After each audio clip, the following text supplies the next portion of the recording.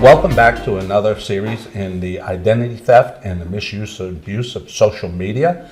And I have the great honor of being joined by Pete Garcia with Garcia International Consulting. Pete, great to see you again. Good to see you again, Frank. You know, Frank, when we were in Dubai, you said something that was very intriguing. You said something about social engineering. What exactly is social engineering? So social engineering is the primary way that people are attacking us.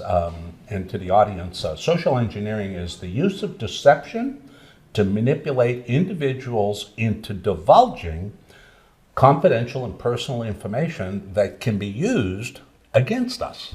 So social engineering, it's kind of like the word con man, means confidence. They entice us into voluntarily giving up the information. It's a skill set that they have and they practice. So how do they actually hack into our lives? What happens? It varies. One of the most common ways is phishing, with a P-H-I-S-H. And we've all seen that, the Nigerian oil scams, and they send out millions and hundreds of thousands because they only need a couple hundred or a couple dozen to click on it. But we pretty much now know, and that used to be easy to detect because they had misspelling and bad grammar and what have you. But now they're getting a little bit wiser, okay? They're doing smishing. Now, smishing is where they're still broadcasting, but they're using text messaging because people are 4 times more likely to open a text message than an email. Then we have vishing. Now, vishing is a whole new level. I was at DEFCON, which is a show for cybersecurity, and they're actually demonstrating live vishing. And this is where they send out emails, but they back it up with phone calls. And they'll play recordings of dogs in the background and kids crying, and somebody will call in and say, you know, I need to change the password and I'm not added to the account and my husband's at work and please take care of the baby. And it's just amazing how they take all the technology from texting and voice. And then we have spearfishing. This is the most brutal, Pete. Spearfishing is where the crooks are going to follow your employees on social media to find out who they interact with, where they work, what their job skills are. And then they're going to set up a fake but a recognizable email. Now, I have 4 school districts in the greater Houston area got hit last year at Christmas time. And what they did was they posed as a superintendent or a principal or assistant principal, and they sent out an email the last day of school when everybody's going on holiday break. They're busy as can be, last minute travel, gifts. And what they do, for an example, in one of the school districts, they usually have first name dot last name at the ISD.net.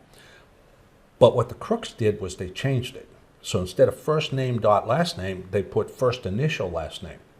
So it was fake, but it was recognizable. And it passed through the spam filters. They clicked on the attachment because there's always a call to action. They always want them to open something or click on something. And I tell the audience here, there's not a government agency, an insurance company, a credit union, or bank that's going to ask you to verify something online. It's not going to happen. So that's spearfishing, and then whaling is where they're going after the top executives. And it's all done that way. Well, I'd like for you to come and talk to some of my clients at Garcia International and help us understand more about this social engineering and, most importantly, how they can protect themselves. Yeah, and then of course we got ransomware. You and I were talking about that earlier today. You saw the article on what city was it? Yes, New Orleans. New Orleans. So let's go back to ransomware, folks. Ransomware is where the crooks just have one employee somewhere in your food chain, click on an opening, open an attachment. So 4 years ago, Presbyterian Hospital, Hollywood, California, they sent out invoices to the clients, to the staff, and they clicked on that attachment. They shut down a 413-bed hospital, asked for $3 million in Bitcoins. The FBI said, don't pay it, but they paid it, $17,000. That opened up Pandora's box. That showed the rest of the cyber crooks that they could go after an entity, a business, and they could get thousands and thousands of dollars because people want their computers back. Baltimore got hit earlier this year, took them 6 months. State of Louisiana got hit last month, and now just this past weekend, New Orleans got hit. Right. But State New of Orleans- emergency, right? they're a state of emergency. But here's why New Orleans is far ahead of everybody else.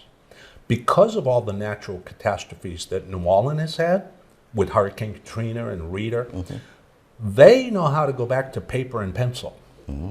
And so they had an emergency plan to go back to paper and pencil. So once they shut the computers down, but yet 95% of the businesses don't. They rely on technology, and when they take over, that's why they call it ransomware.